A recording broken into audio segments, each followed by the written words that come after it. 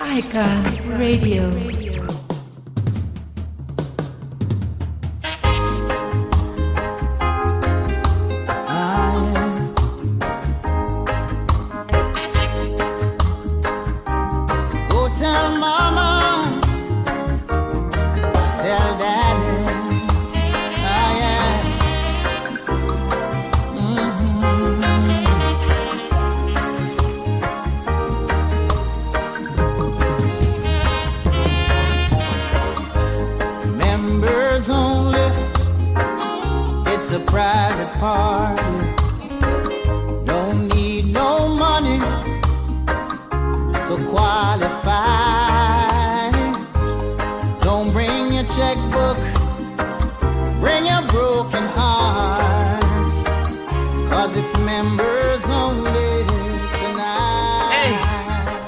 Hitch.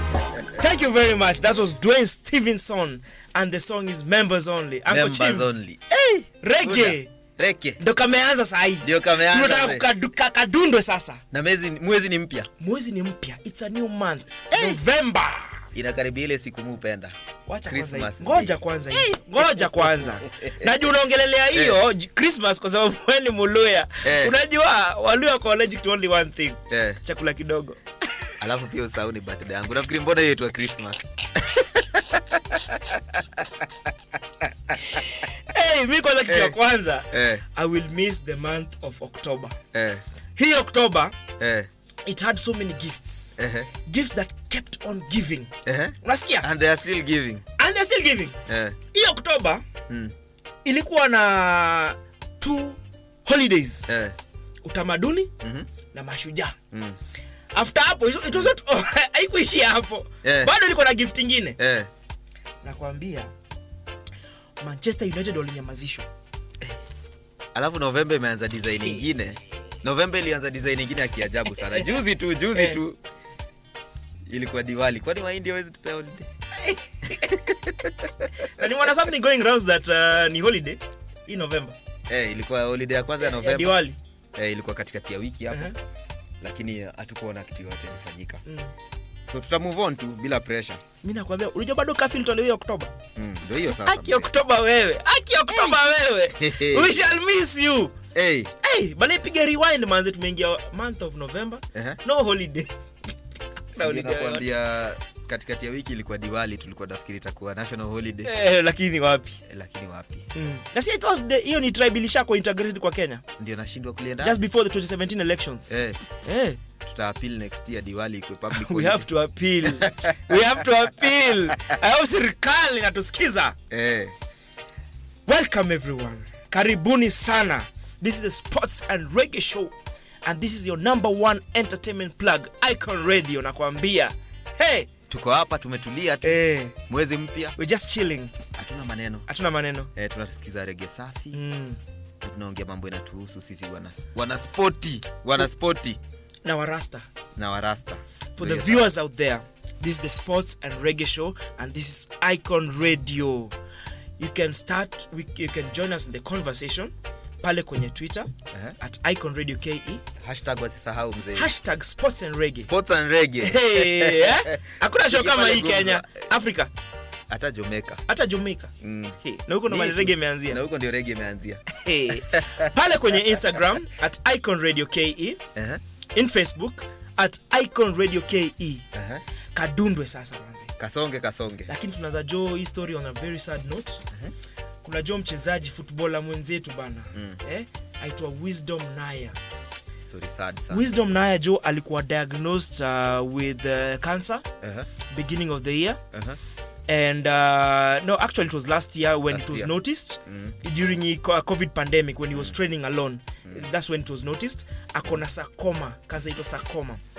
Hii cancer ya sarcoma, for the listeners and the viewers out there, a sarcoma is a type of tumor that develops in connective tissue such as bone, cartilage or muscle. Sarcomas can be benign, non-cancerous or malignant cancerous. Treatments include surgeries, radiation, chemotherapy and thermal ablation.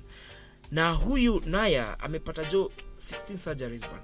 Na bado imekataa kuenda. Bado imekataa kuenda bana. So he's facing amputation na hii ni mbaya sana. He's facing amputation due to cancer. Na ni kijana mdogo. 18 years bana. When alikuwa signed na Sofapaka. Sasa timu imemwachilia, mchezaji wa Federation imemwachilia, kila mtu amemwabandon na ako peke yake. Na mimi unajua kitu moja nilifanya mimi nikaacha career football. Sasa bado ningekuwa nacheza. Due to injury. Ile timu nilikuwa ikaniwachilia. Sasa angalia bado the same things that have been zinafanyika.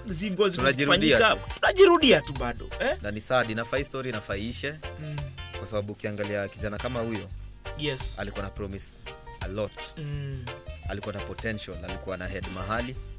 Na hata international journalists walikuwa wanajua huyu jamaa ndio the future of Harambee Stars pale kwa ni kweli. So ikifika mahali alikuwa amejicommit na memleta on board. Mbona Salem napata kuna noma mnamwachilia hivyo? It's a very sad state of affairs bwana Uncle Chimano. Ni sad sana. Na sisi hapa Icon Radio tunaweza fanya tu ile tunaweza fanya. The best tunaweza fanya ni put the story out there. Ni kuweka story nje for the well wishers wa come on board. Ndio hiyo. Kuna hizo pay bill number zake, till number. Pay bill ni 804 33 69. That's the pay bill number. And I will repeat 804 33 69. Na ukitaka get more inquiries about this situation, kuna namba ya mama yake hapo 0713 067 407. And I will repeat 0713 067 407. Kama unataka inquiries piga hiyo simu. Kama unataka contribute ile kidogo inaweza. You remember hakuna kitu kidogo kwa hii contribution. Anything. Kitu yote kidogo inakaa. Kitu yote haba na haba hujaza kibaba. Ndio hiyo sasa. Manze tusaidieni ukijana arudi back to his passion. Acheze ball manze. Hii kitu imemsumbua sana na sahi madaktari ile kitu walisema that after several chemotherapy sessions huyu mchezaji manze inamuumiza. Instead of making him better, inamuumiza zaidi. Kwa hivyo he needs surgery na anahitaji kwenda India. Hapo ndo mahali. Ndio maana tumepatia na hiyo paybill account watu wachange hapo. Ana seek for help. Huyu kijana arudi back to his talent because ameumia sana. And ndio hiyo namba tumewapatia. And wisdom naye kama kulikuwa na alikuwa St Anthony na walishinda Kenya Secondary School Sports Association Games in 2018 Junior African Nations in the same year, na ali impress a number of clubs, lakini Sofapaka ndo go for him. That is 2019. Na after kusaidia Sofapaka ndo hiyo manze tena potential inajaribu kuzimwa dakika ya mwisho. So majamaa saidieni kijana arudi back to playing football na his passion manze, asikue amputated. Career yake itaisha there and then. Hata si career peke yake, maisha pia itaisha. Maisha pia yake itaisha. Hiyo transition yake vile tulikuwa tunasema earlier. Hajaenda kule. Alikuwa ndo amaliza chuo. So ameingia tu kwa system za mpira sasa. Ndio hiyo sasa. Future yote ilikuwa mbele yake. So imagine sasa yake amputatiwa, ataanzia wapi? Makosa sana. So tungeappeal sana kwa Kenyans, well wishers. Watu wakuja on board. Watu come on board. Wamsaidie. Financial support, mental support. Anything yenye itafanya huyu jamaa arudi back. Kwanza kabisa akuwe healthy. Because pia unajua hii kitu it gets you psychologically kwanza manzi. You can fall into depression very easily. Na hiyo ni mbaya sana. Kwanza kitu moja inasumbua sportsmen and women falling into depression when wakiona their playing career is over. Imeisha. Imagine nako 18 years. Hii miaka yote atakuwa anafanya nini? So tafadhali wasikilizaji na watu wetu tuangalie tuone vile huyu jamaa atarudi. Kwanza arudi tu healthy. Hiyo mambo mengine tutajua kwanza akisharudi healthy. Yeah. Akisharudi healthy kwanza ya muhimu ni hiyo. Umesema hiyo namba tena ni gani? Hiyo namba it's 07 hold on. Hiyo namba iko hapa. Watu wana share. Guys are sharing by the way. Hiyo namba ya Wisdom Naya it is hold on. Ndio hii hapa. 0713 067 407. I repeat 0713 067 407. Paybill number ni 804 3369. Jamaa, make your contributions. Hiyo paybill ndio watu wanaitumiaje? Ati unaenda kwa Safaricom? Unaingia kwa Safaricom, unaenda pale kwa paybill. Kwa goods and services, right? Goods and services, then unaingia kwa paybill. Si pale buy goods and buy goods pay bill. You enter 804-3369. Alafu account number ni 0713-067-407. Alafu make a contribution. Itakuwa sawa. Itakuwa fiti kabisa. Safi kabisa. Uncle Chims, we move on.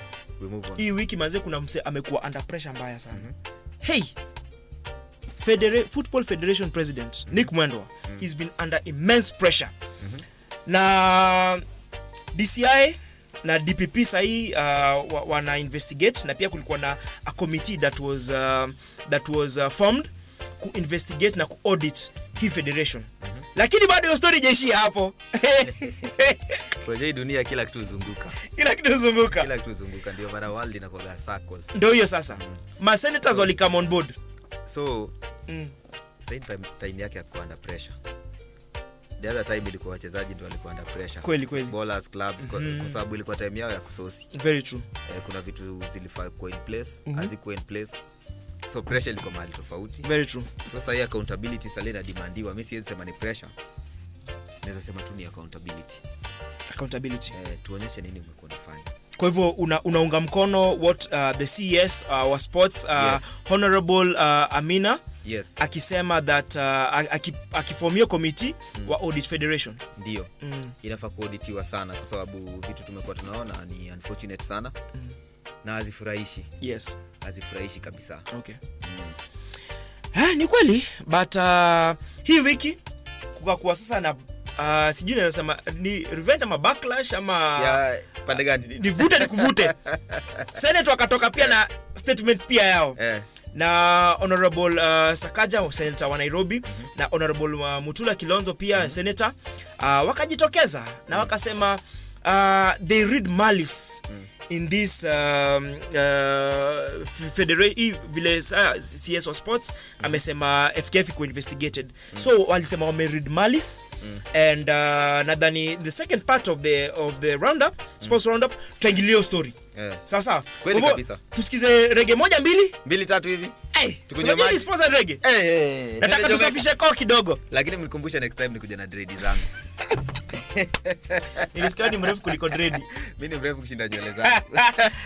Sawa, viewers, when we come back we continue with this conversation, and remember pale kwa social media tunaendelea na conversation, so join us, tuambie, tupatie views zako. Unaona hii federation inaraniwa vizuri ama inaraniwa vibaya? Do you support what the CES is saying that FKF should be audited or not?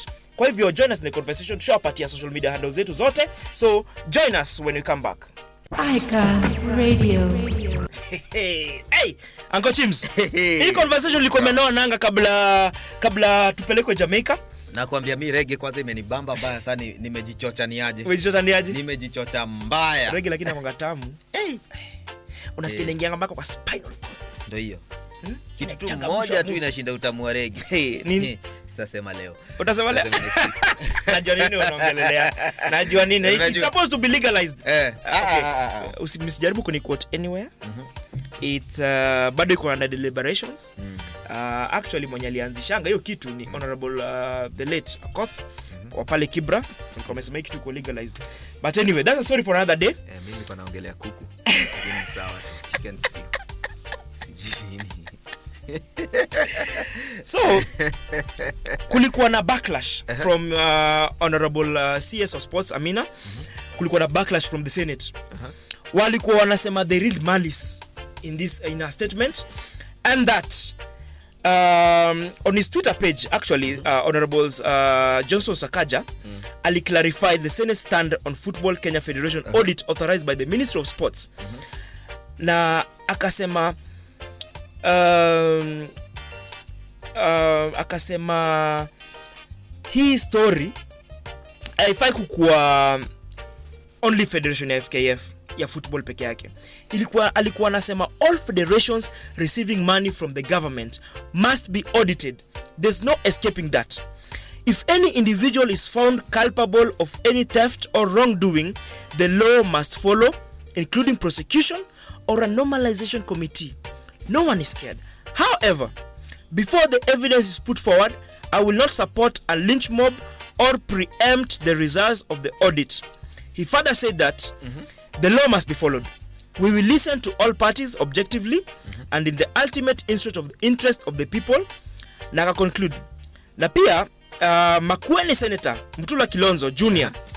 sought a statement from the Senate Committee on Labor and Social Welfare.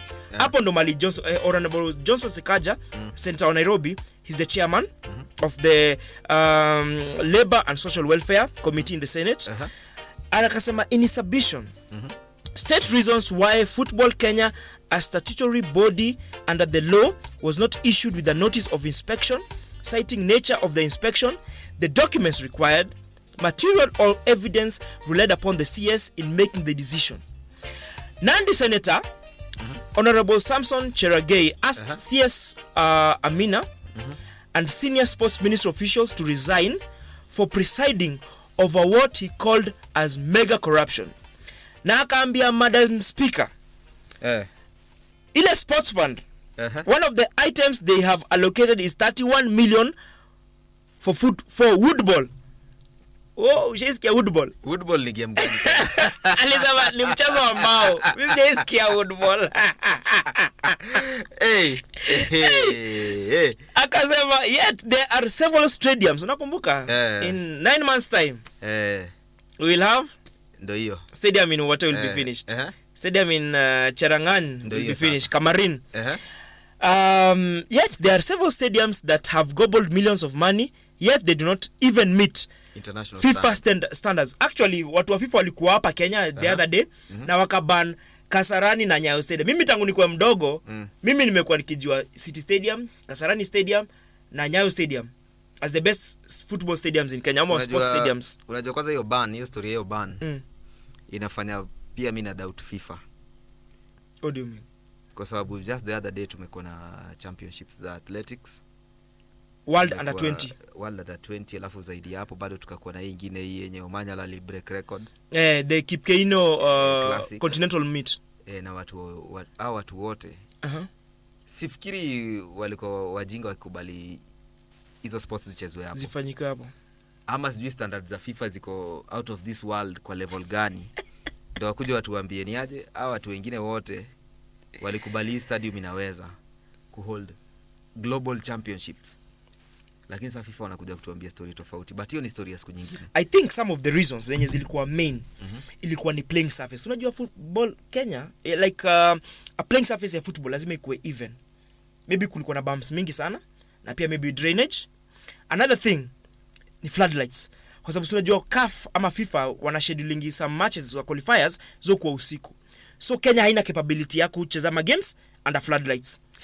Alafu changing rooms not up to standards. Sana za marefari. Mimi kitu naweza sema hizo ni details kwa sababu ile chapa ilitumika kurefurbish stadium 1 billion ndio fikile level ya kwamba wale watu wa athletics wanakubali, na watu wa athletics wanakuwa very specific. Very true. Wanakuwa very specific kwa details zenye wanakubali wale maathletes wao wakuja hapa hivi, na wale maathletes walikuwa hapa walikuwa world class, si watu wa kubahatisha. The likes of Justin Gatlin. Brands zile zilikuwa hapa Kenya kubwa.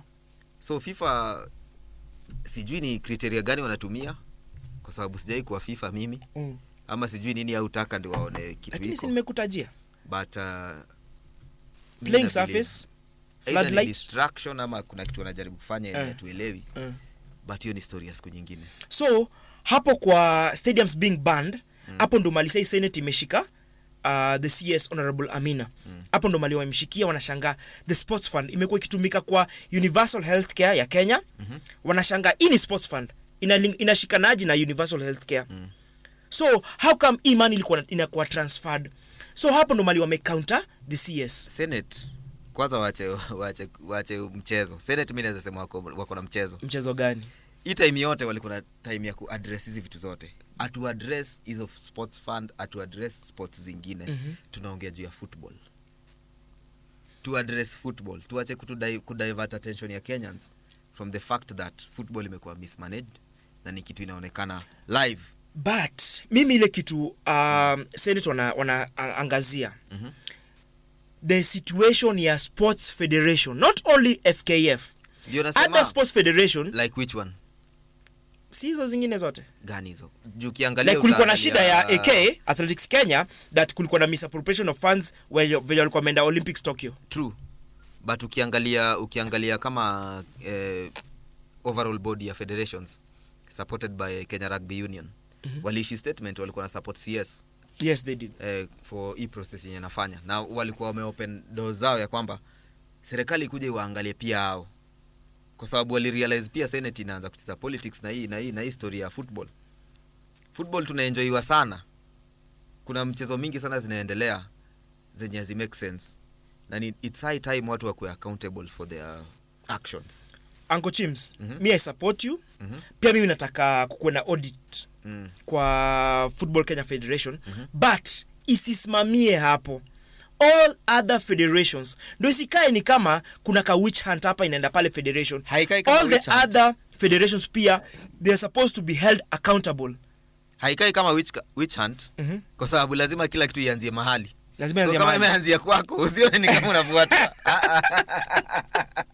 Lazima ianzie mahali na sio witch hunt. Kweli. Ni fact that tumeona hii rot inaleta harufu mbaya sana kwa inchi na kwa Afrika. Harufu mbaya. Inaleta hii rot iko pale FKF inaleta harufu mbaya sana. Okay, moving on. Manze niliona Eliud Kipchoge aki-address heads of states in the world. Uko Glasgow, Scotland. Uliona wewe? Eliud Kipchoge, 2-time winner wa Olympics nakwambia marathon. Uko na mchezo sana. World record holder. The first man to run under 2 hours kwa marathon. Mimi huyu jamaa ile respect anapatiwa na international community. Mimi sijaiona hapa Kenya. Huyu jamaa alienda pale PSG aka-address akina Lionel Messi. Kylian Mbappe. Na akaenda huko Glasgow, Scotland aka-address heads of states. Na akawaambia wana act very slow. Act very slow. These deliberations for climate change, they're supposed to be fast, but they're not as fast as me. Kwa hivyo alikuwa na point kubwa sana hapo hivi. Inatuonyesha influence ya watu wetu wenye watu appreciate hapa mtaani. Influence wako nao pale hivyo nje. Na it's high time tuanze ku appreciate watu wetu kwa sababu as always vile tunasemanga solutions zetu zote ziko na sisi. Sio tukiangalia watu wetu hapa hivi wanajua shida zetu, wanajua nini tunaweza fanya. Yes, very true. Lakini hatu appreciate. Manze bwana Eliud acha nimwite honorable because he's honorable. He's an icon. Inafaa kama naye hapa hivi siku moja tupige gumzo. Inafaa kuja hapa manze tupige gumzo atuambie huko Glasgow aliona nini, huko Paris aliona nini bwana. Na siku ile alikimbia under 2 hours. Ile siku alikimbia under 2 hours. Bwana Eliud Kipchoge tunakuenzi, tunakupenda hapa at Icon Radio. You're an icon, you're a shujaa manzi. Tunakupenda sana. Na kuna kiti yako hapa tutakuita kwa show bana. Utuambie how it's like being an icon. Ndio sasa, si ndio? On that note, tuende break kidogo pale Jamaica, reggae 1-2. Na pia tukunywe soda. Lazima tusafishe koo. Safi kabisa. After kusafisha koo, we're coming back for the second half of the show. Ile party ya ukweli. Icon of the day. Have our icon of the day. Tusiseme nani? Tusiseme nani? Tuweke chini ya maji. Tuweke kwanza chini ya maji. For the listeners out there, join us for the second part of the show for the second half. Tuko na wa icon of the day. Ile party ya matako. Ndio hiyo matako lazima. Na tuone zile vitu important anataka kupatia sportsmen and women out there. So join us for the second half of the show where we have an icon of the day. Safi kabisa. Icon Radio. Welcome to the second half of the show. This is where we have our icon of the day na kuambia. The first half ilikuwa moto Uncle Chims. Mzee. Hata tutasema kitu kwanza. Kwa sababu najua sasa itakuwa hatari. Noma sana. Our icon of the day liomba stay tuned. Hapa tuko na gwiji mmoja tutamuintroduce tu baadaye. But in case you're joining us right now, kumbuka pale kwenye social media, join the conversation bana. Join the conversation hapo kwenye YouTube at Icon Radio KE. Ndio hiyo sasa. Like, subscribe. Pale kwa comment section. Ndio hiyo. Tupatie views tujue kunaendaje. Hapo ndio kila kitu inaendelea. Ndio hiyo sasa. Instagram Icon Radio KE. Facebook Icon Radio KE. Facebook Icon Radio KE. Ndio hiyo sasa. Na hashtag bado ni ile moja tu. Sports and Reggae. Mzee. Kama hiyo Kenya. Wewe unasema Kenya. Ushasikia hata Jamaica. Hata Jamaica iko. Jamaica iko. Wako tu na reggae. Wanajua ni moja tu peke yake. Wanajua sports tu moja tu. Pasa. Na bolt. Pasa. Hey, noma sana. Our icon of the day ndio huyu hapa. Amefika. Kwanza hebu tupatie kwanza social media handles zako. Social media handles zangu ni Hitchkunga at Twitter. Hitchkunga at Twitter. Habatkunga at LinkedIn. Habatkunga at LinkedIn. Habatkunga at Facebook. We, Habatkunga at Facebook. Habatkunga 12 at Instagram. Habatkunga 12 at Instagram. Wacha hata nimfuate saa hizi. Nakuambia, umesikia LinkedIn? LinkedIn ndio gani? These are professional. Huyu ni professional. Majamaa, our icon of the day is Habatkunga. Anatuambia jani yake. Huyu ni jamaa alikuwa CEO wangu nikiwa Nairobi City Stars. Lakini before hapo anatuambia jani yake vile ilikuwa. So Habat, karibu kwenye Sports and Reggae. Thank you. Hapa ndio mali umeona vile tunafanya. Awa ya kwanza tunapiga sports roundup. Awa ya pili is all about you. You're our icon of the day. Wewe ni icon of the day. You have contributed in sports in this country. Umecontribute in football in this country. And for the third extra time, the third part of the show ni mali tunapiganga mabets. Wewe unaekelanga bet kweli? No. No. Hata unajua. Unajua nimelemea. Yeye kushinda. Majamaa, you can also follow me on social media at Innocent Mutiso pale Instagram, at Mutiso Innocent pale Twitter, at Innocent Mutiso pale Facebook. Alafu Uncle Chims, vile mmesikia kama kawaida, Luya Council of Elders na mnajua mimi ni Uncle Chims pale Twitter, Uncle Chims Instagram, Facebook Chris Chimano, na tuendelee na hii story wase. Habat, ni aje jo? Poa sana. Uko fresh? Poa sana Uncle. Umefurahi jo? amepita maka Uncle. Kutakuwa na ceremony. Jamaa sikiliza box. Wale mambo tunasikia tukiwa watu hii, ambapo ni mrefu na napenda pangi. Karibu sana kwenye show. Asante. Habat. Yes. Who is Habatkunga? Ulikujaje kupenda football? Ulianzia wapi? Tupatie jani yako bali ulianzia football. Who was your mentor? Nani alifanya ukapenda hii football? Ukaanza kucheza, ukachezea teams kubwa hapa Kenya. Kwa jina ni hayo Habatkunga. Football jani yangu ni short and long. It's a long shot. It's a long shot. It's a long shot in short. Ball yangu nilianza hapa mtani, Dandora.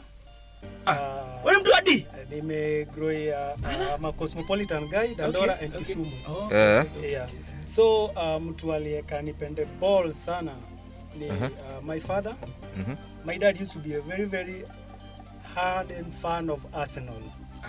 Of course, hakuna timu nyingine. Timu kubwa, timu ya baba. Anaitwa Nwanko Kanu. Yeah, so from there ndio nilipenda ball sana. Yeah, and getting also inspirations from the neighborhood, especially ukigrow ya mtaa. Unajua the football game is the cheapest game. Ni kweli. Kila mahali utapenda tu, bora uko na ball mweke mawe mbili. Game iendelee, story endelee, ni post.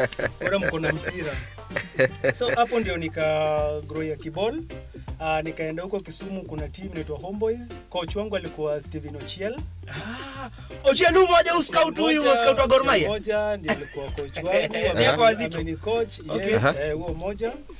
And then hapa Dandora nilikuwa na coach anaitwa Odipo moja. Odipo moja.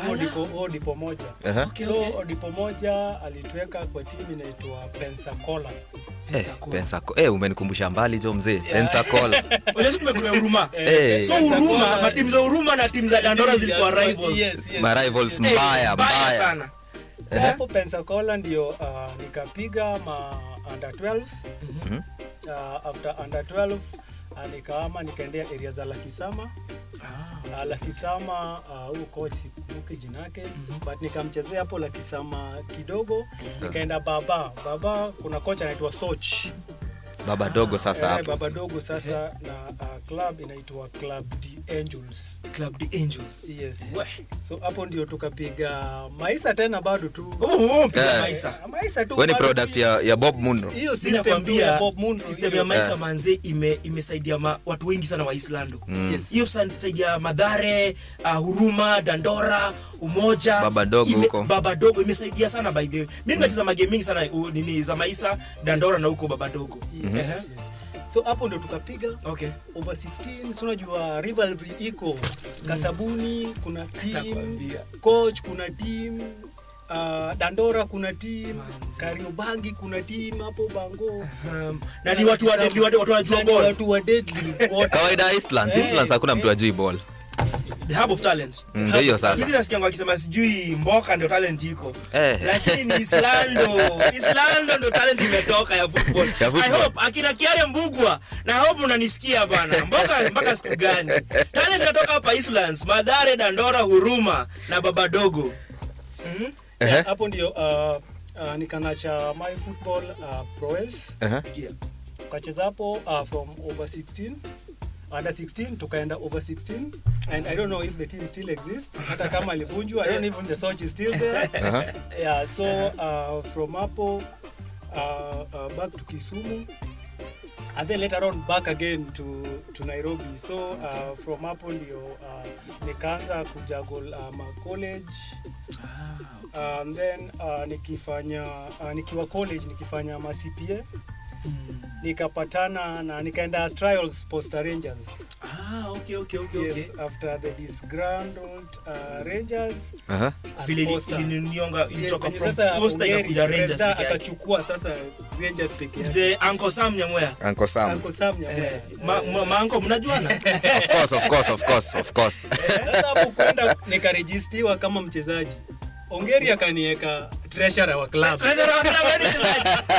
Musa ni coach player lakini treasurer player. Sasa nikakaunde lakini Pascal wengine wananiita treasurer. Eti treasurer. Lakini nimeregister kama mchezaji. Unajua kwanza tukirudi nyuma hapo kidogo tu. Wewe ndio mchezaji wa kwanza nasikia umesoma, uko college na bado uko kwa team. So balancing education and talent man. That's so now good. By that time hata nilikuwa nafanya internship Ukulima house just here. And then the post was training up across the road. Railways.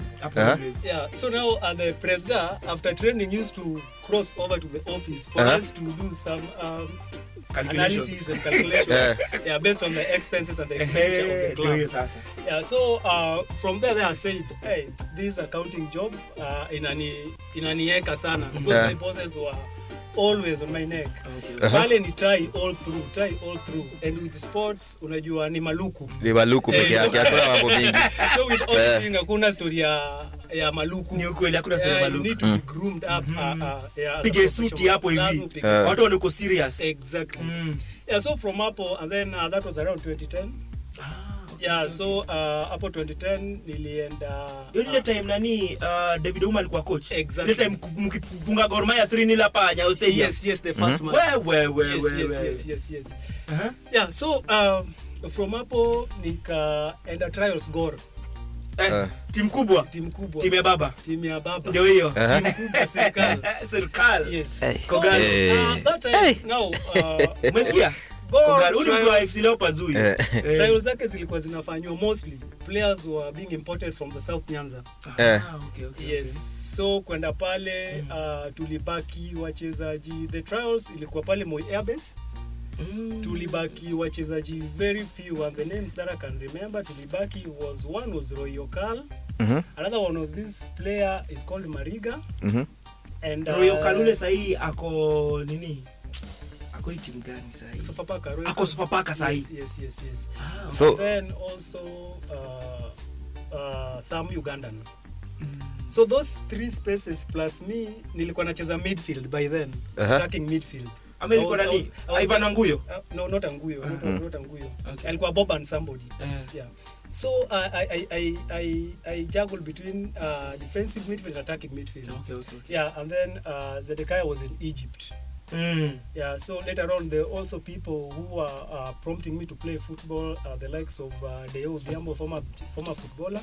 Okay. Yeah, who also has been very, very, very instrumental in my football journey. Awesome. He told me that because Zedekiah is not there, so and already TM Jolawi, they were identified. Jolawi Abondo, they were identified the players. Yes. And now it's time to go back to the drawing board. Hebu nikurudishe nyuma kidogo tu. Kuna statement umetoa hapo hivyo ika get curiosity yangu. Unaniambia Gor Mahia wachezaji walikuwa kutoka South Nyanza. Yeah, most of the players were being recruited from the South Nyanza because they Reason? had tournaments in the Sindo. Yeah, the team manager comes from those sides. Yeah, so hata ukiwa ulikuwa kuna talent aje wanaku assume kwa sababu wewe si wa hiyo area specific. Not really. When you were Central Nyanza? Yeah, mimi ni wa Kisumu. Yeah, not really. But during that time, I think that was the notion that the best footballers used to come from those sides of South Nyanza. Yes. So scouting yote ilikuwa na focus na hiyo pande ya huko. Yes, because they also had tournaments going on those sides. They used to attend some tournaments, all tournaments back and forth. Inaweza kuwa kweli kwa sababu players like Blackberry, most players comes from walitoka hizo sides. Walitoka hiyo pande. Na nijua ile pre-season ya Gor Mahia ilikuwa inaenda South Nyanza. Hata mimi nikiwa huko pre-season yetu tulikuwa tunapiga South Nyanza. Ni kweli. Yes. So now I felt so demoralized. Mazee natakuchezea Gor, unarudi home, unaulizwa na mashosho eti wewe nasikia unacheza mpira na ujui ball kiasi gani usichezea Gor Mahia. So unajua tuko gala. Hakuna timu nyingine wanajua. So kidogo then I came back. I did my auditing work.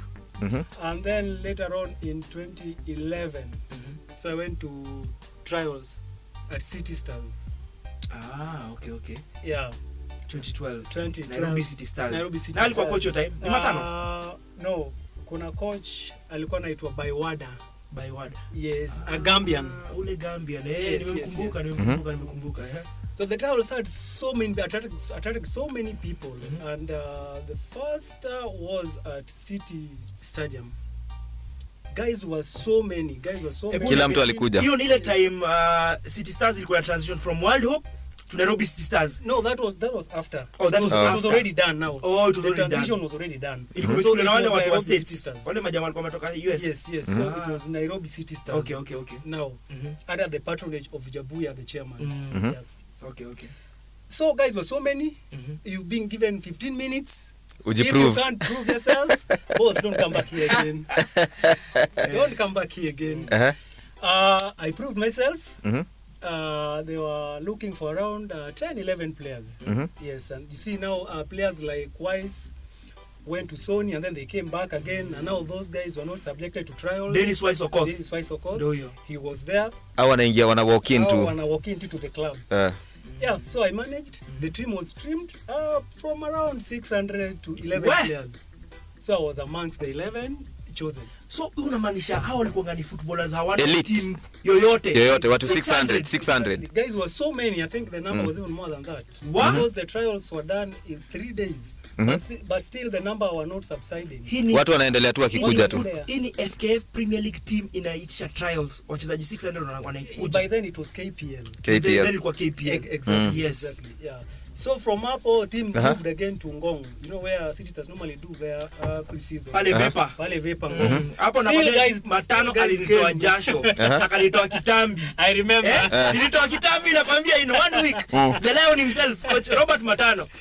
Thank you very much Robert Matano. I big you up manze. Unifanya nikaslim in 2 weeks. Yeah, high altitude training there. Yeah. So we managed, and then there the notable player that I think we were roped with was once Masawa, Captain. and Dennis Nanga Pajo. Yeah, I think those were the notable players, and some Ugandans were also there in the team. Yeah. So mimi nikisikia history yako.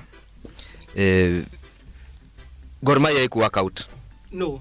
It didn't work out. Lakini ulikuwa na contract now. No. au kusign contract it now? It was just trials, but then again I was shelved. I was told we had people. So that's the time that akina Tricky Daddy pia walikuja around that period of time Gor Mahia. Yes, ndo wakaleta watu. Akina Musa Mohamed. Hiyo time sasa watu walikuja because those are guys who didn't come for trials. Yes. They already been identified. They had been identified. Yes. But wewe ulifika mpaka watu wa mwisho wa trials. But ukaambiwa hii place iko reserved for someone else. The positions are already. That's very wrong bwana Uncle Chims. So lakini kitu inanibamba ni huko demoralized. Bado uko na career yako kujipush. Unaweza endeleza exactly. Kwa space nyingine. Yeah. Hii si mwisho wa dunia. Football bado iko. Kupika kwa mwiko sio mwisho wa kupika. Unaanza kuleta kuwa zile zinanibamba. So jani yako City Stars ikakuaje? Yeah, jani yangu kwa City Stars we played under the tutelage of Coach Wada. Ulicheza miaka ngapi huko? City Stars sasa nimecheza most of my footballing career. Umechezea huko around okay. Around City Stars. Yes. Ndio kuja kuwa mko retire. And retirement nimekuja later on. I didn't retire. I opted out. You opted out? Yes. Uliamua utaki stories za football? Of course.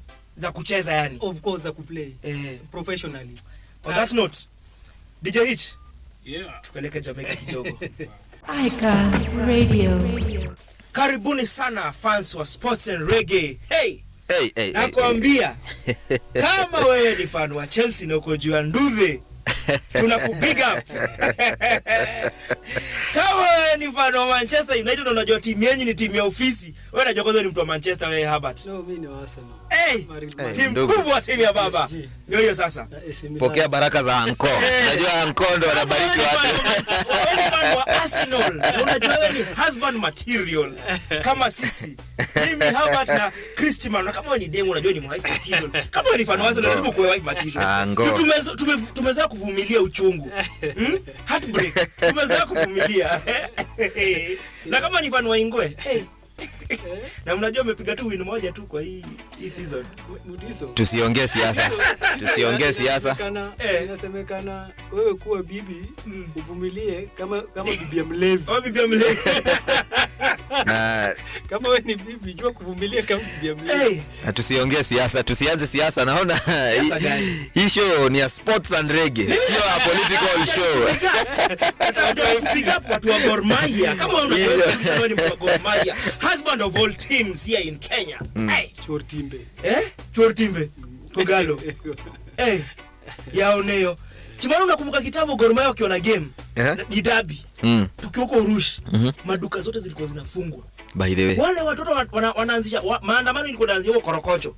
Wanakuja hivi Juja Road hivi wakiendelea. Wakileta shida. Kwa Mwanda City Stadium. Walikuwa wanaleta shida mbaya sana. Nasikia kuna jamaa pale pande ya ni panaitwa gani ni Jerry mwenye hiyo City Stadium ilinemiwa after nasikia alikuwa na City Stadium City Stadium toko Mwanda nasikia alikuwa na butchery Buda atiko galo ilikuwa ikifungwa uziwa luya nyama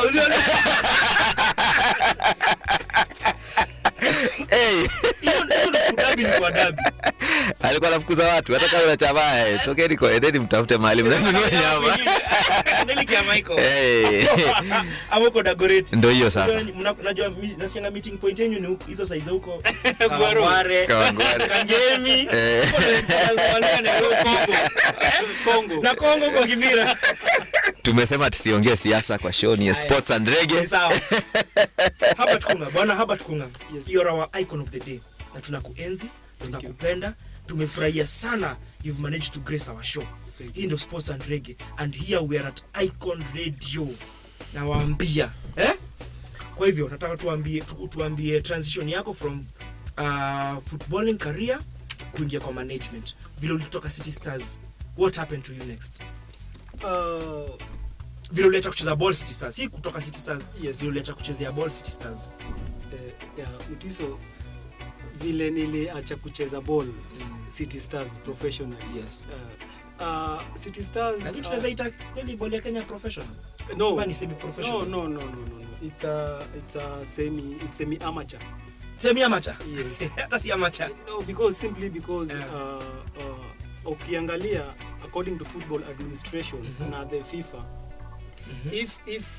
if at all our league it's professionalized, footballers needs to be paid much more than coaches. Some level. Yes. But here the case is contrary. Whereby coach ndiye analipwa do mob kuliko mchezaji. Yeye mtu anafanya kazi mingi sana. Ni mchezaji.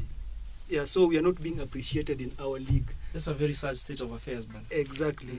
So it happens that way. Na tumeweka hivyo.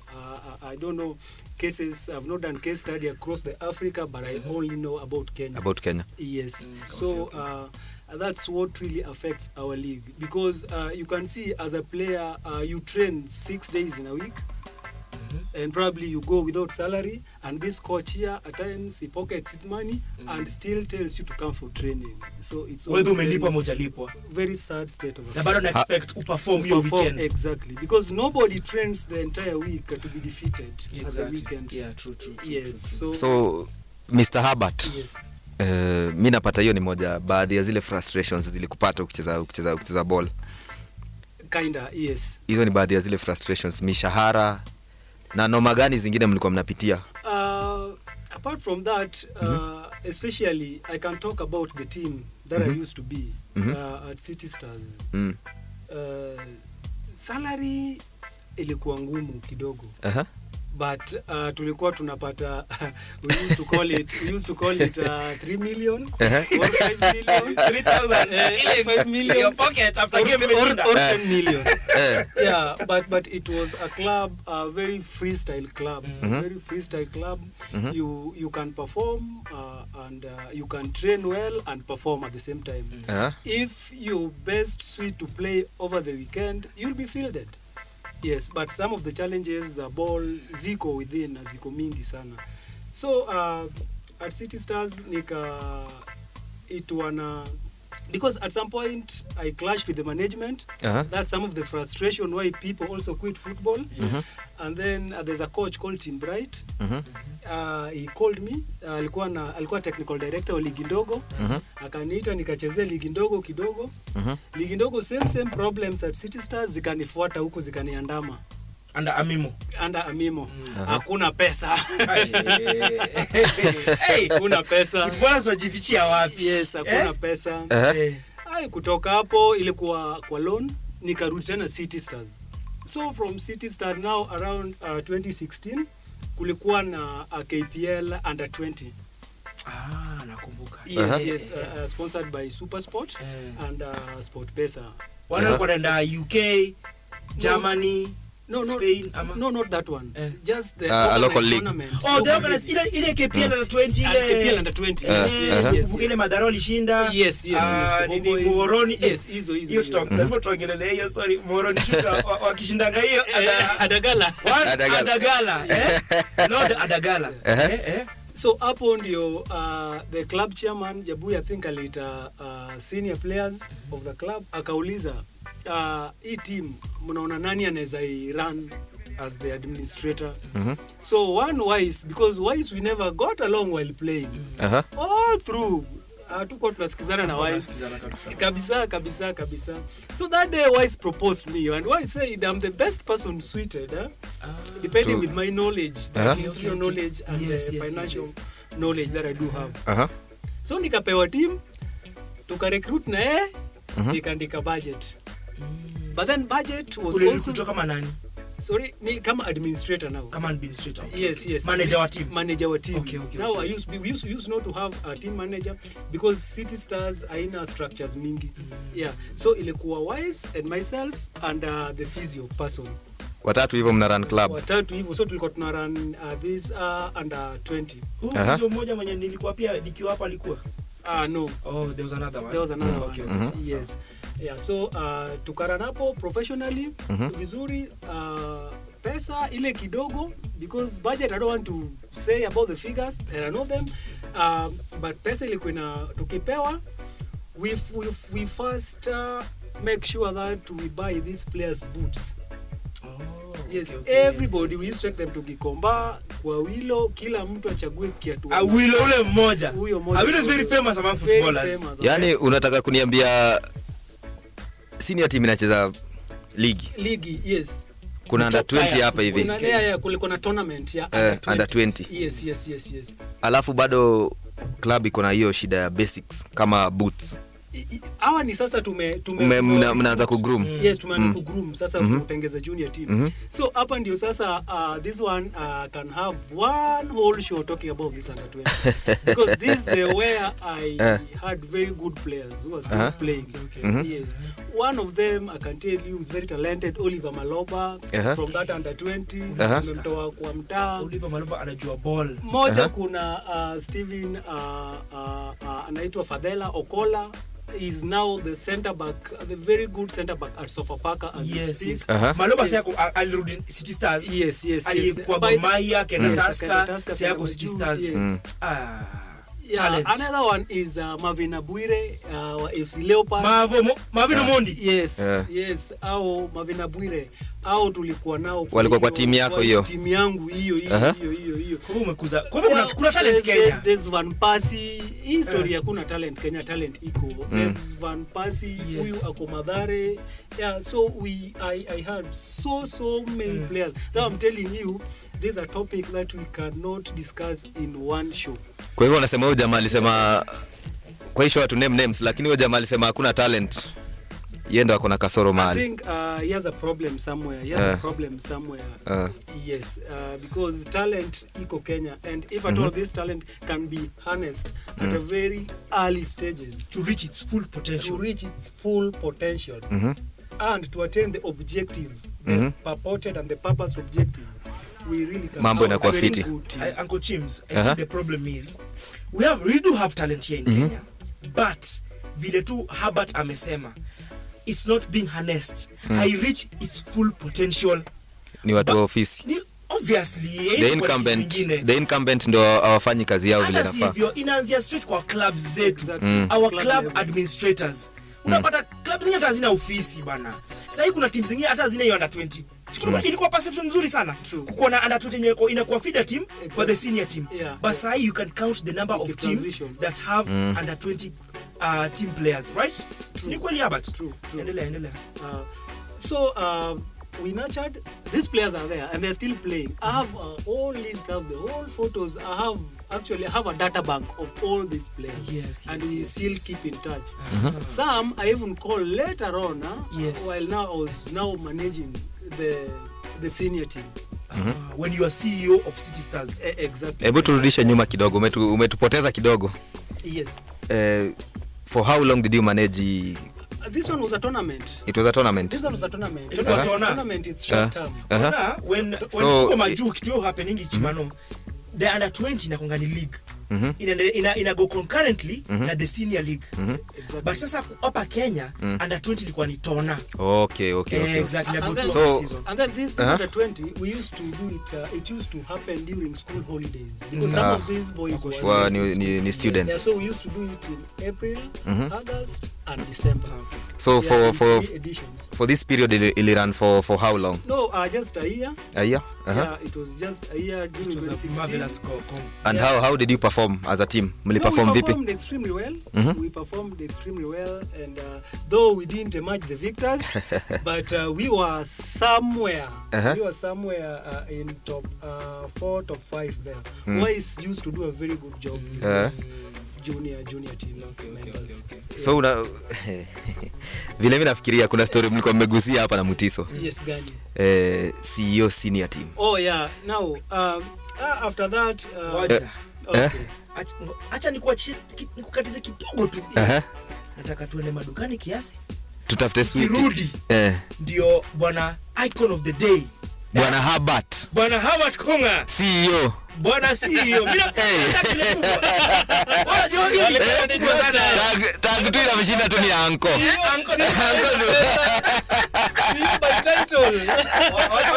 Tuende madukani kidogo.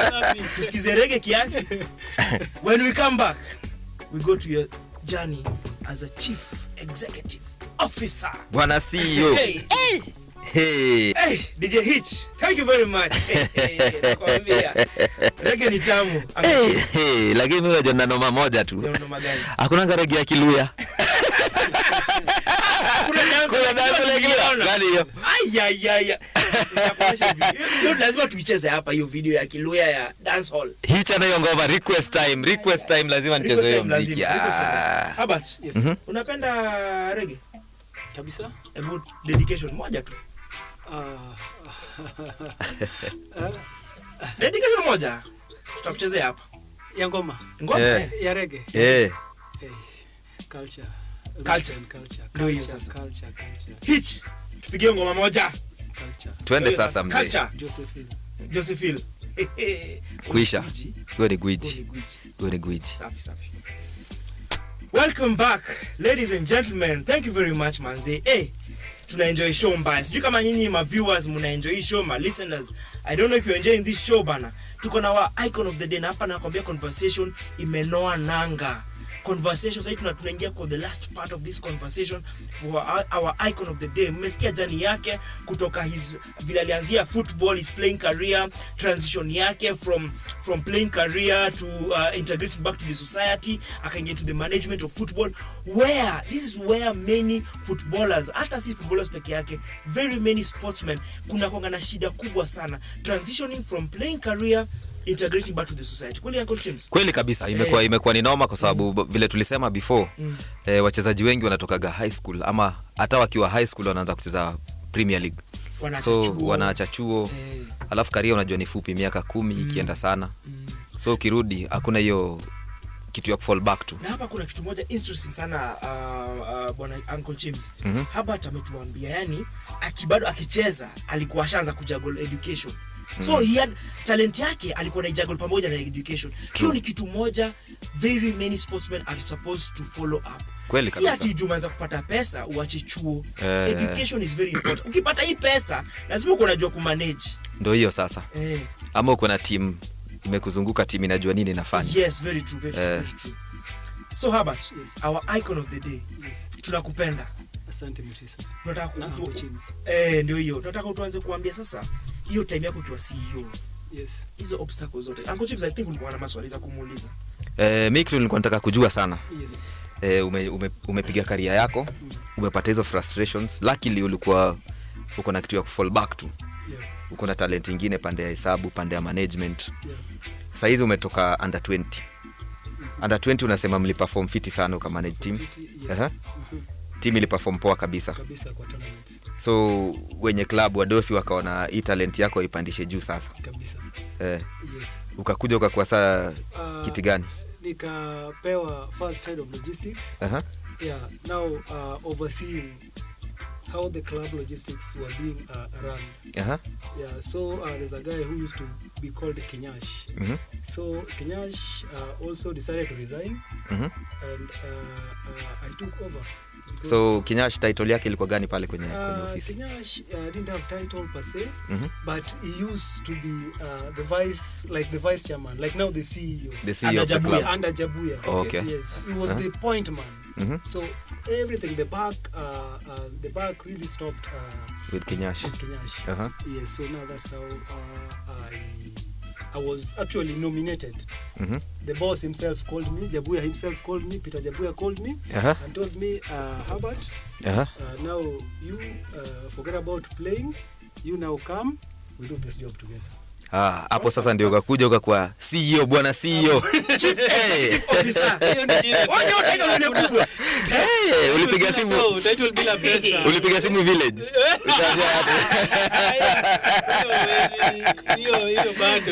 Hiyo bado. Na unajua hapa Kenya kama wewe ni CEO, mshahara wako hizo kwa chini ya 500,000. Imagine. Na ulikuwa unakaa na mama CEO wenzako akina Chris Kirubi, the late Michael Joseph. Hiyo ball, ile kana kina Mutiso. Ni mti. Ukienda sana ni bama. Meetings zilikuwa bama. Ni mti. Sasa umekuwa CEO. Roles zako zilikuwa gani pale City Stars? Roles zangu zilikuwa first as a leader, not even a CEO. As a leader, I played management roles, like overseeing the club operations. Yes, the communication roles. I was also undertaking the marketing roles at the club level, and also taking the logistical roles. It's a case whereby I drafted proposals. You front the probable, the prospects, the sponsors, the partners, all the people who really want to invest in football, and especially wants to give money to the club, Nairobi City Stars. That's the club level. So your proposals zilikuwa zinatoka kwenye shida zenye umecheki pale hivyo kwa club? Basically yes. Yeah, most and of you the also the link between the club and the federation. I was also the link between the club, the federation. I was the link between the technical bench and the players. Because you could relate with the players because well. I really could relate with the players so well, and I also used to train with the players. Kwa sababu ulikuwa mchezaji wewe accountant treasurer. That's the first in Kenya. The first in the world. Then inside by the way. Alexa. Nairobi City Stars. Alikuwa by the way trainer sisi by the way. So for how long did you play that role? This role I played from 2017 way to 2019. 2019. Yeah, now when we sold the club and handed over the club to the new owner. So now as the new owner, you own something, you bought it. You have all the audacity to change everything, to change it. The whole structure. The whole structure. To choose, to appoint the people to work with, and how your company wants to be run. So the guys who were with the team, Nairobi City Stars, through thick and thin, when the team was broke, when the team could hardly manage to go for an away match, wote walitolewa. Nakumbuka, mimi, I was part of that team. Ndio mimi sikutolewa, but nilikuja kusaidia some of the players wenye walichujwa, wenye niliwaacha hapo Nairobi City Stars. You know, niko na post pale federation ya player status committee. So makesi za footballers zilikuwa zinakuja hapo. Exactly. So there are 4 footballers wenye Uncle Chims walikuwa kwa hiyo team through thick and thin. Wenye walisafa na team. Wenye hata team ikiwa broke aje, they were still playing for the team because walikuwa wanapenda team. Lakini vile team ilikuja ikapata pesa, hao wachezaji walichujwa. And he was part of that contingent wenye walitoka kwa team. Kweli ama uongo? No, mimi nilitoka kwa team na chairman, because even after Libaiwa, because now it was so vivid and clear that this position will be taken by somebody else. So I said, hey, the position you want me to fit in, I don't really seem good for me. Yeah, however much we say one size fits all, but this size, it's so small for me. Yes, because just like Mutiso is saying, the team really struggled. Remember those days in the Premier League, it used to be called the only team with 9 lives. the giant killers. Near misses of all the relegation times. Exactly. Ever number 15. Ever number 15, number 14. Somehow mnatoboa tu. Of course we used to toboa, because now our chances of being relegated were nearly there, but were far from there. So mimi nikiangalia transition yako. Yes. From mahali umeanza career ya ball, umekuja nikiangalia education, nikiangalia zile norma umepitia. Yes. Saizi wewe ni CEO. Nikikusikiza nasikia bado kuna the same frustrations. Yeah. Kwa wachezaji na kwako. Na nilikuwa na expect ukiniambia wewe ni CEO sasa kuna zile vitu utatatua. Ni nini ilikuwa na kustop kama CEO kucheza ile role? So umesikia akisema alikuwa ceremonial CEO. Bado alikuwa CEO, bado alikuwa CEO. Title bado iko.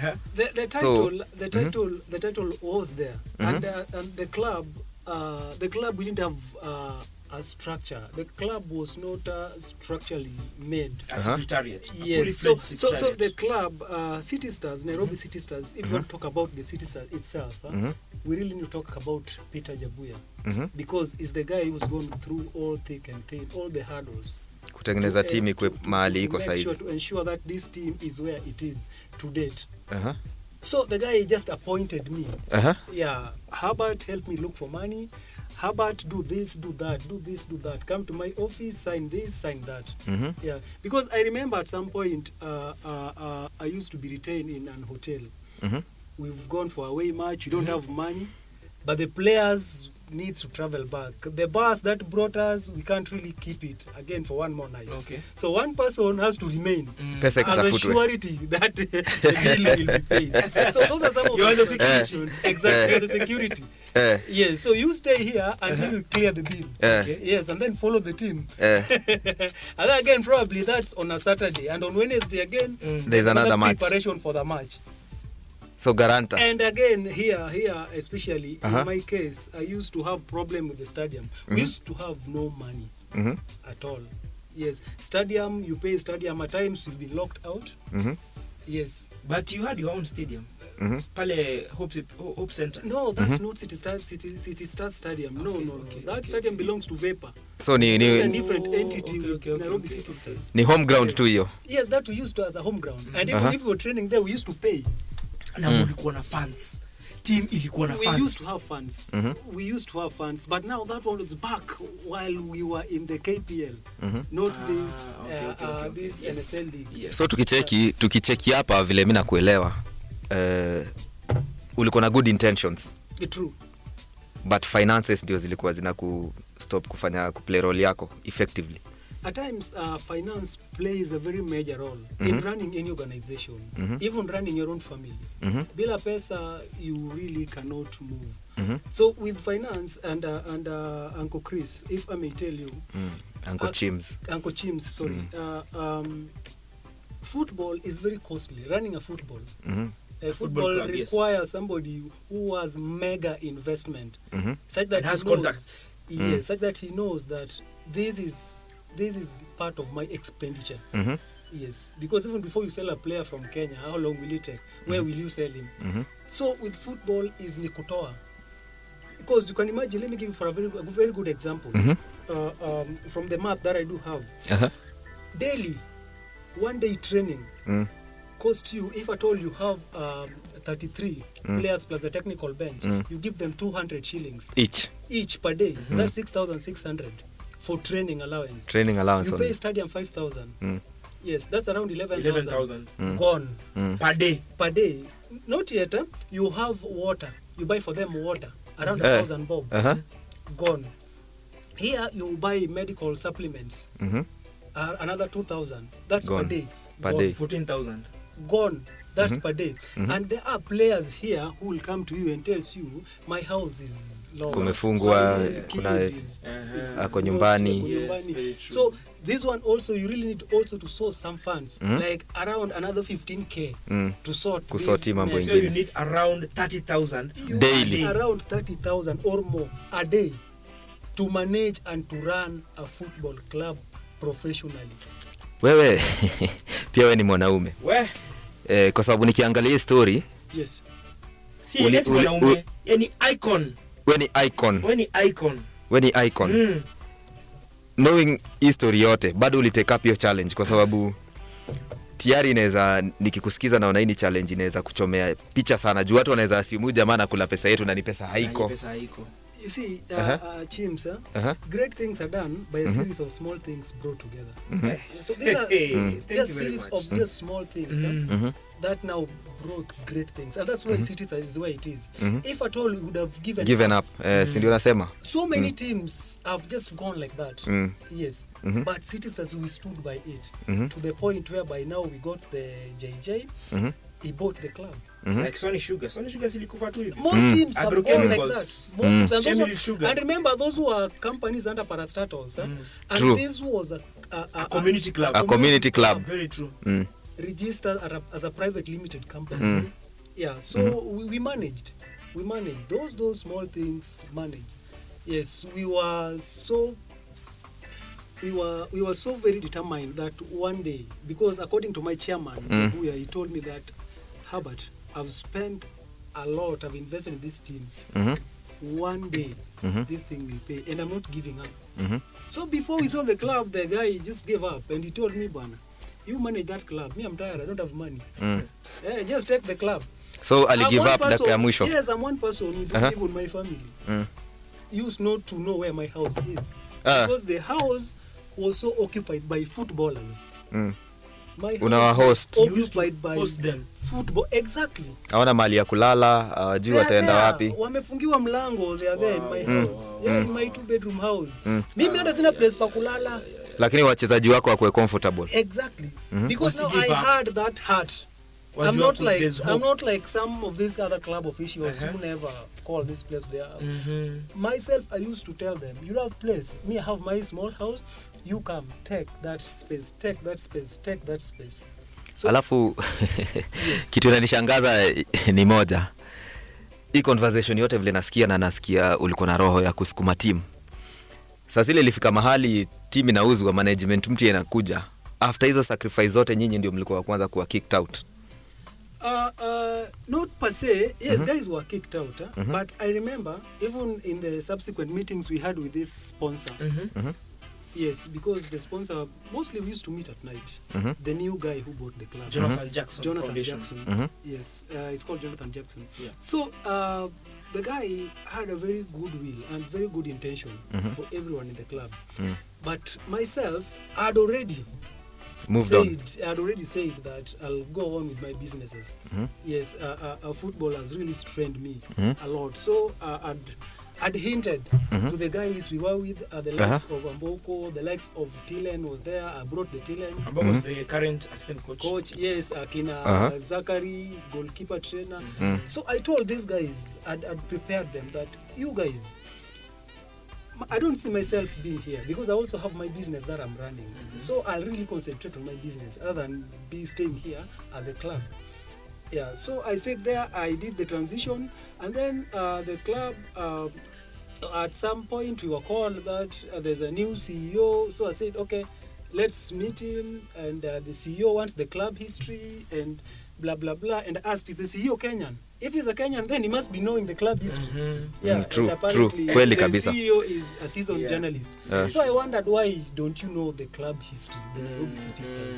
Yeah, so I decided. Yes, and then again, there were also issues that I'm being paid a lot of money from the players, and I said, hey, you guys, there's no money here yet.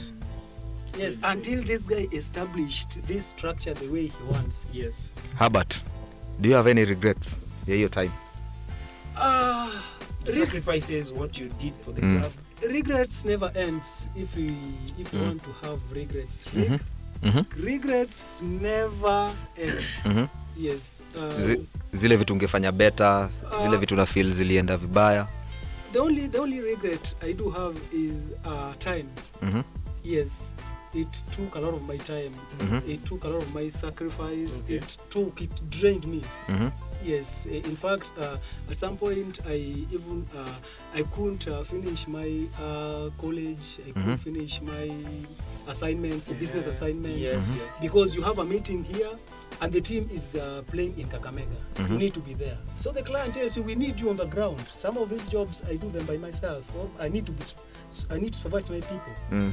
So the client gives up. We've called you twice, thrice. You're not there. Boss, we are severely late. Wanaona huyu jamaa yuko serious. So but now I met a guy who told me that, Herbert, it's no regrets.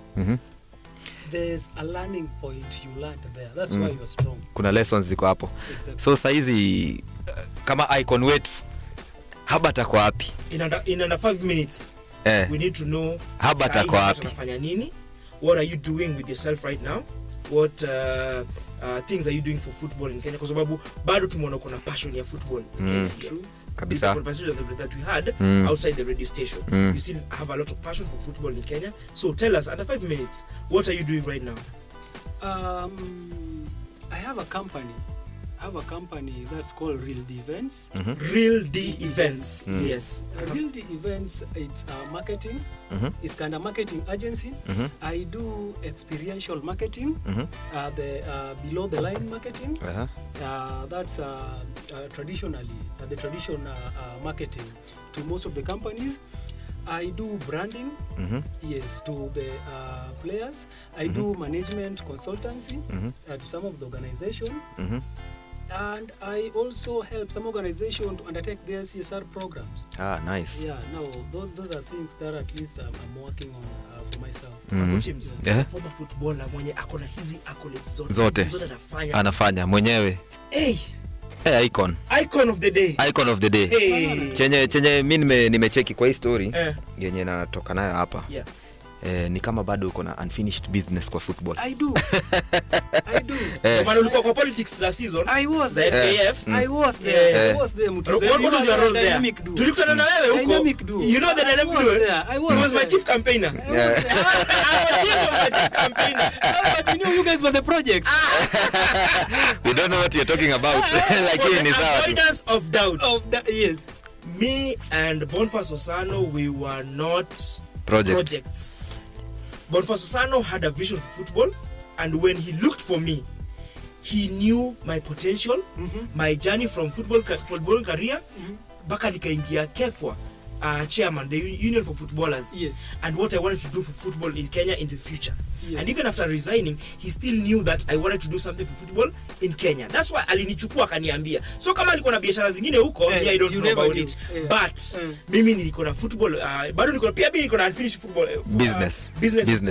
Team up. Yes, we will. So you have a very interesting project you're going on. Kweli kabisa. Tuambie. Herbert. Yes.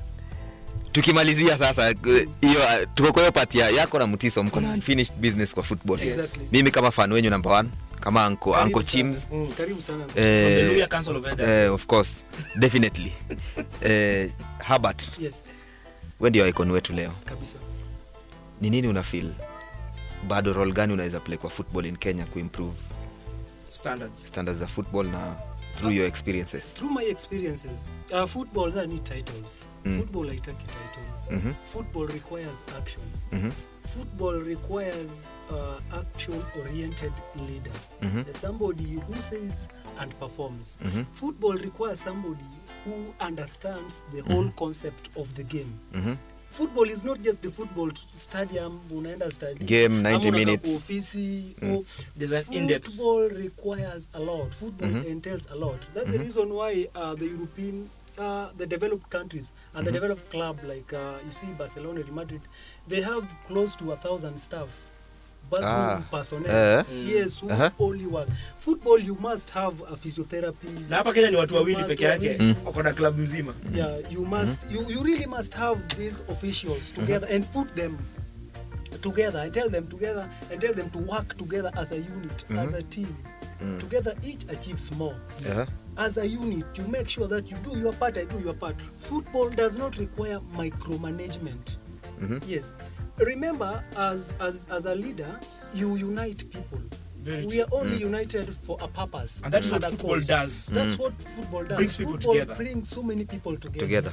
Yes. So with football, if you start to micromanage a club or a national team, for instance, or even a federation, then you will not see the end of the road at some point. Simply because you really need delegation. Yours is to oversee. Uncle, did you do your part? Your part.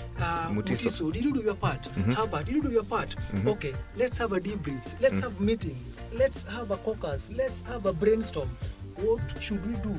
Football wants the academies. Yes, probably academies are here, but they are individualized. They belong to people. To individuals. Exactly. So with their own as interests. the government and as the federation needs their own people from the age of 5 going onwards. If at all these guys can be put together, I don't know if the federation came up with something like that. I don't know if it still exists. If these people can play together to some age, then we'll really have a very, very good and formidable team. As a parting shot, tuambie advice tu moja unaweza patia footballers wanamaliza career yao, that transition from playing career to integrating back to the society. Because hapo ndo mali shida inakwanga for sportsmen and women and sana footballers. And Mutiso bado before after that, uja the reason why unatoka kwa club, there are reasons as to why. Before you transition, so that you get this integration. Very true. Because there are reasons as to why utatoka kwa club. First, do you know the reasons why footballers get frustrated? Mshahara hauna. Kweli kabisa. Expectations are high. Expectations are high for you. Injury, nagging injury, you cannot be treated. And the team is not treating you. The team is not treating you. Uko na problem na management. Uliambia coach hivi na hivi, ataki kusikia. You have your own problems as well. You cannot concentrate. Football requires depression. Exactly. So the only thing that I can really tell footballers is because now my organization is Inspire, Mentor, Empower. So Inspire, mentor, empower. Kweli It's kabisa. a very strong message. Yes, you inspire somebody, you mentor, you empower. If at all we can do an activation as a unit and then tell these guys that, hey, you guys have organized an activation with an Icon radio crew. They are coming and they'll be sponsoring 2 players to go to college. And these 2 players will inspire others to Follow the same route. Follow the same route. Follow the same route. Now you finish this course at Icon Radio, we are going to give you internship. And the internship will lead to employment. Exactly. After your career. After your career. So you feel like I'm playing there. These guys are training me. After that, I'll come. Even as a backroom staff at the Icon Radio, I'll get a job there. Eventually. Thank you very much. Hey, Herbert, you have inspired me. Uncle James, have you inspired? Hey, huyu ni mzee kweli. In fact, utaingia Council of Elders. Luya. Herbert Kunga.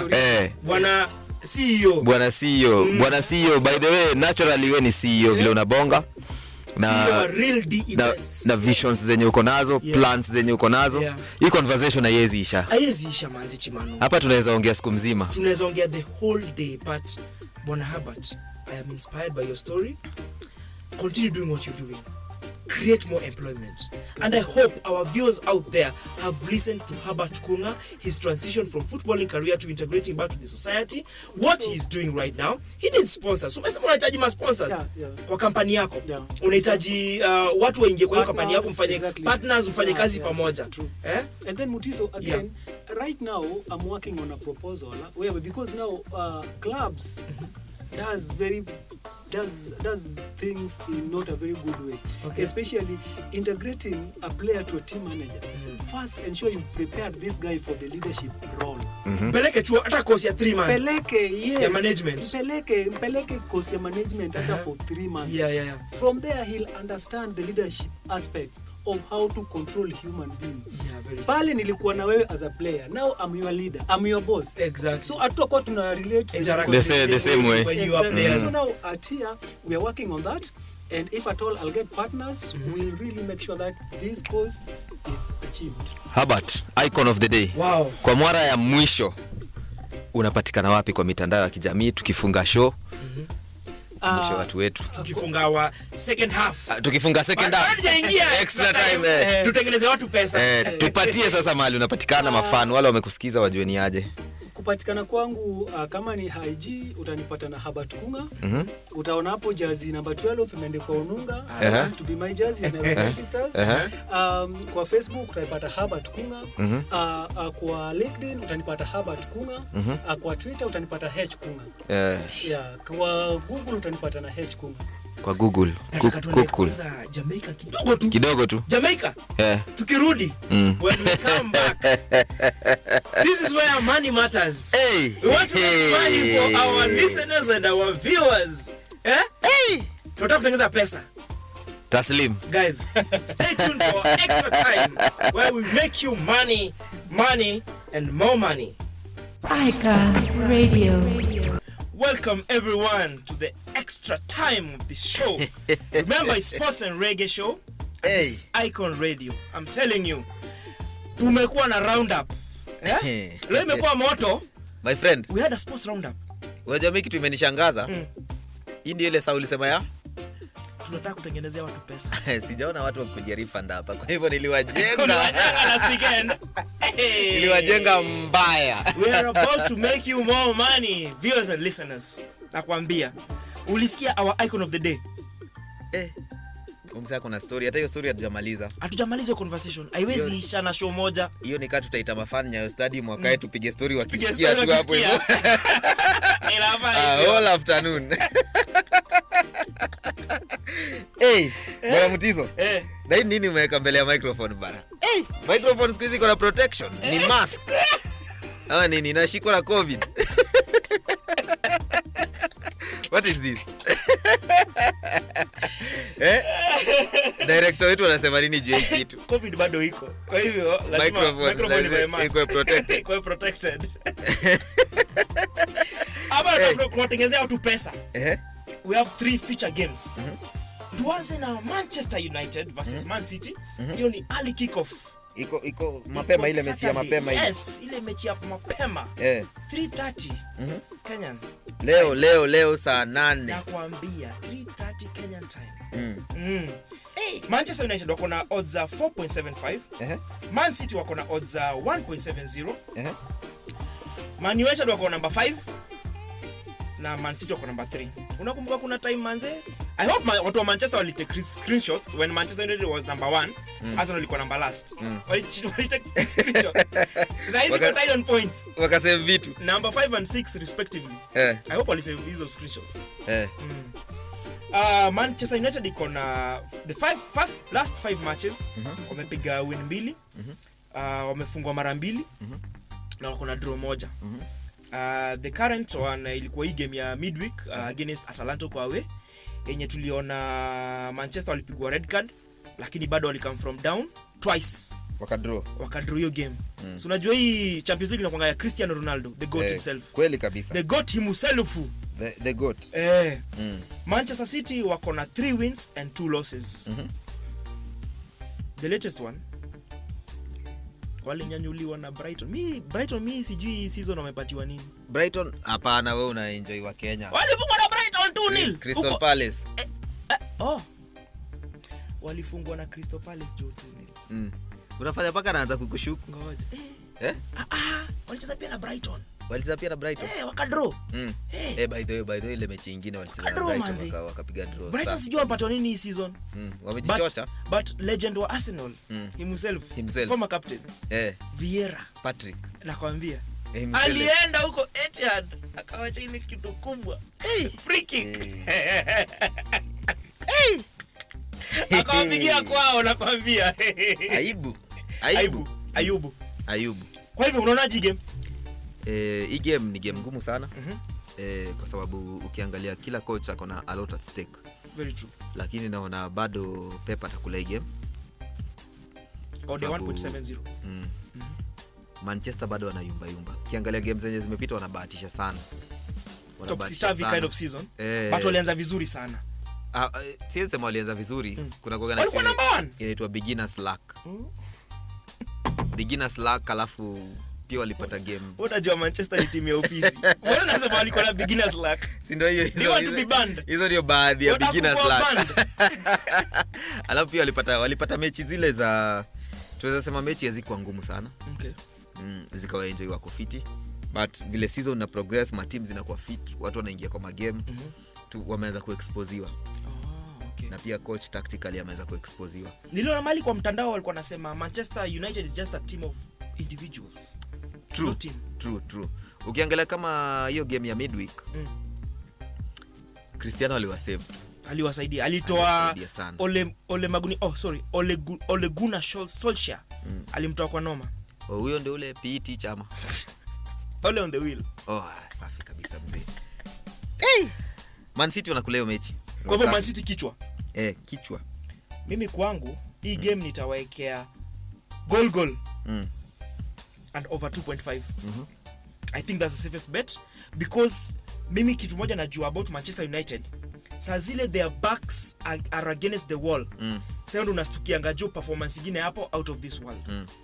Like nani angepredict that Manchester will go behind 1-0 down na wako a man down. Na bado game waka come from down twice na bado waka draw 2-2 against Atalanta. Umeona nimesikia story paka nikakunywa tu chai. Umesafisha kofi kidogo. Leo ni chai kweli peke yake. Ni chai kahawa tungu. So sioni kama Manchester watashinda hiyo mechi. Okay. Hiyo ni mechi utanyoroshwa serious.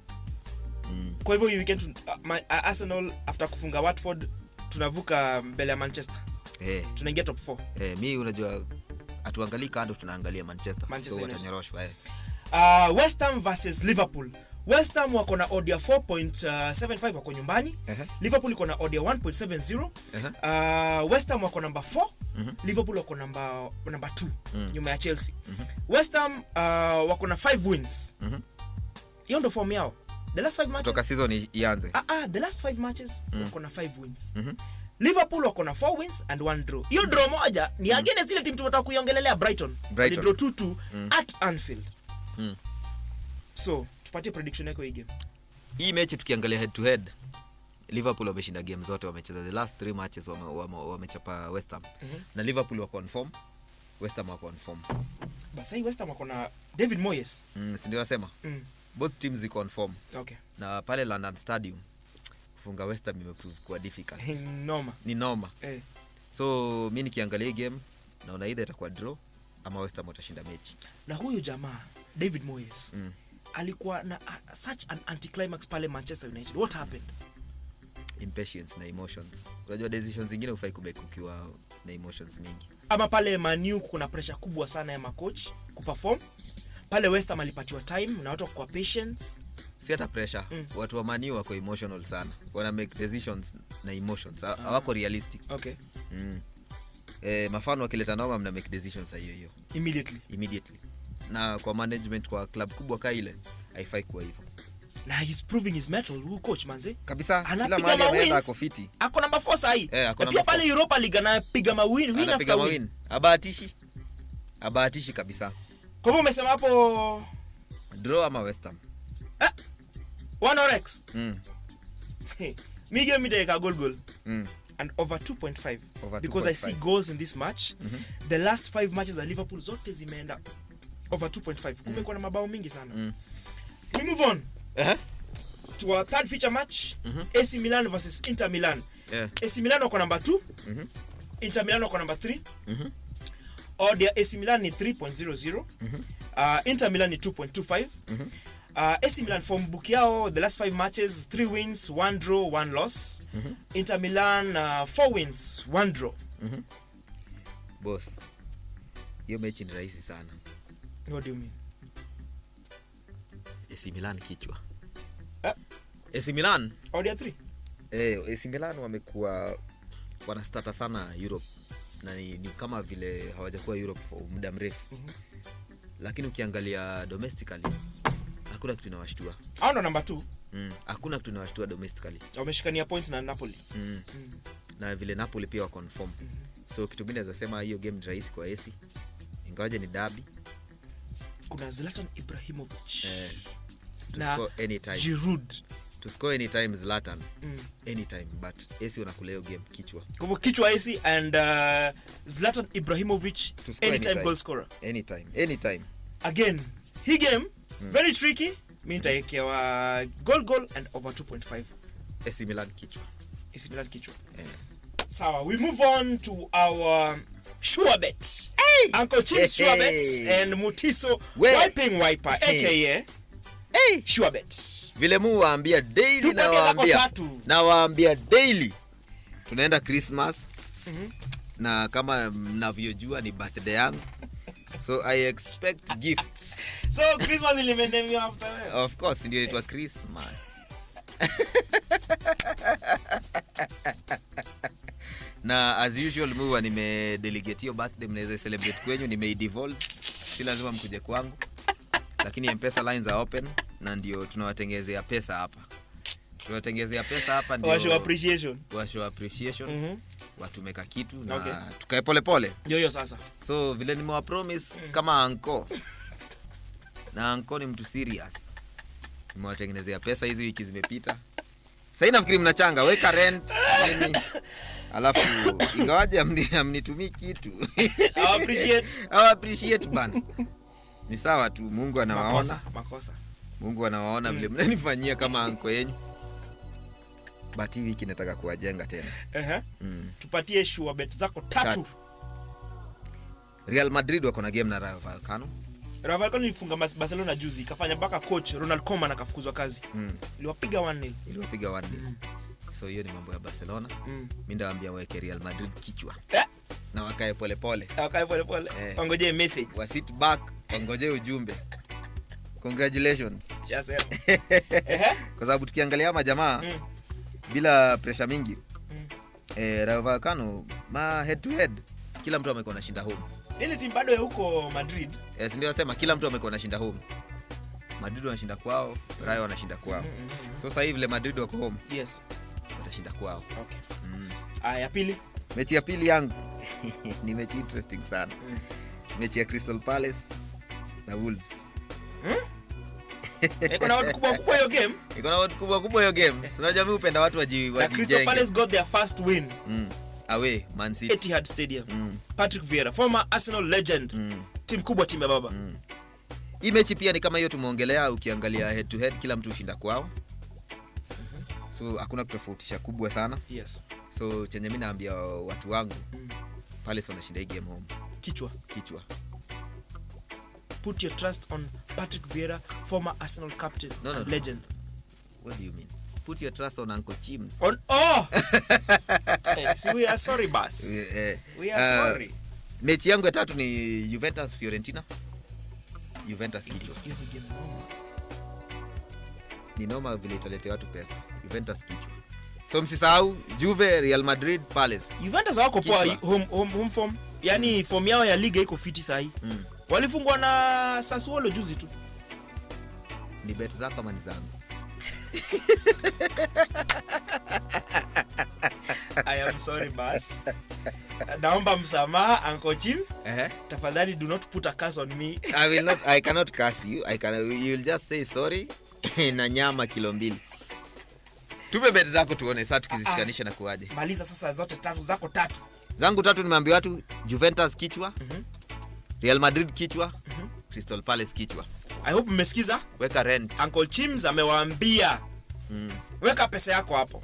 Na as usual mnajua mahali pa kunipata in case mambo yaende mbaya, kujia refund. Ile pesa yote utakuwa umeweka, wewe nipate tu hapa. Tupatie social media handles zako. Uncle Chims Twitter, Uncle Chims Instagram, Facebook Chris Chimano. Kujia refund anytime. Okay. I hope mmesikia.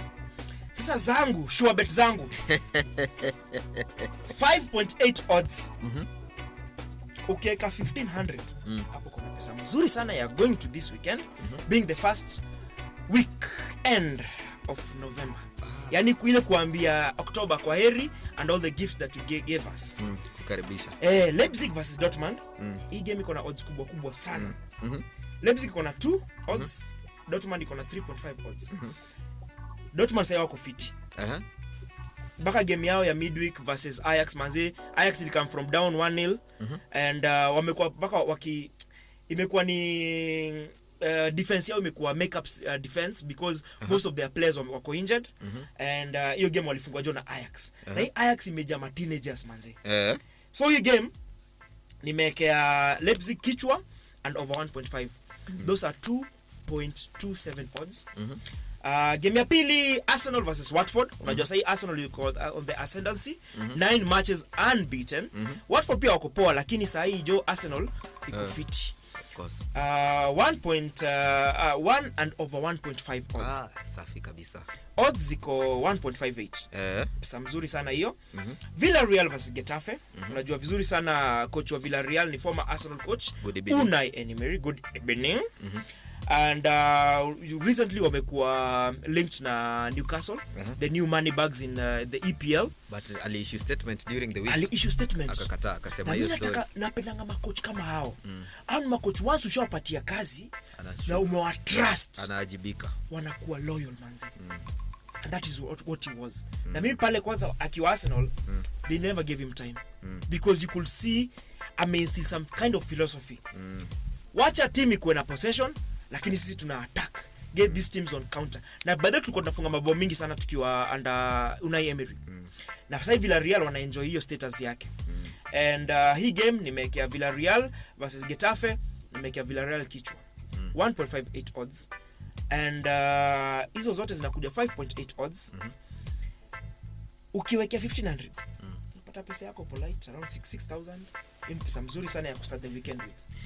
Mimi kama anko bet zako zinakaa fiti, lakini ya Dortmund tu ndio tutakatiana. Dortmund kichwa. Ya nini? Haaland hayuko. Kwani ndio Dortmund? Ndio Dortmund. Let's come and go. Majamaa msidanganywe na Uncle Chims. Sikiza bet ya Innocent Mutiso aka Wiping Wiper. Uncle Chims amewapea sure bet. Nimewambia mahali mnanipata mkitaka refund in case upoteze do. Nipate tu hapa Icon Radio. social media handles ndo hizo, ni report kila mahali. And on that note, we wind up this show. It's been amazing. Kama umekuwa na sisi in this journey manze, unajua vizuri sana, subscribe hapo kwenye YouTube, like and subscribe, na pia hapo kwenye comment section tupatie predictions zako. Si ndio? Tuendelee na hii conversation pale. Tuendelee na hii conversation. Haiwezi isha. Tuendelee na hii conversation. Tunatengenezea pesa. Na pia ukishinda hii pesa, appreciate bana. Ingia pale kwa comment section tuambie Mutiso manze tutengenezea pesa, Uncle Chims tutengenezea pesa. Although hiyo Uncle Chims kidogo kuna tashwishi, sio yeye atawatengenezea pesa kwenye wiping wiper. My Mutiso's sure bet. Leipzig over 1.5 and 1. Arsenal versus Watford 1 and over 1.5. Villarreal kichwa. Nimewatengenezea pesa. Juventus, Real Madrid, Crystal Palace kichwa, weka rent, weka watu nini, yani weji sort in case of anything kujia refund. Social media handles zangu ni hizo tumewapea, na mnajua mahali mtanipata. Manze, thank you very much your viewers and listeners. 4th episode imekuwa moto kama kawaida, mimi nakwambia. Majamaa, on that note, may the odds be forever in your favor. Ndio hiyo sasa, ameshasema ni vile sijui kuitranslate kwa Kiswahili. Lakini vile tu amesema ama kwa Kiluya. Vile amesema pia mimi na support. Tunashukuru sana kwa support yenu, tunashukuru sana kutujoin kwa hii safari pamoja na sisi. Remember, every Saturday from 10 to 12 p.m. Sports and Reggae Show #Icon Radio. Majamaa, kwaherini. Tuonane next week. Safi. Safi. Icon Radio.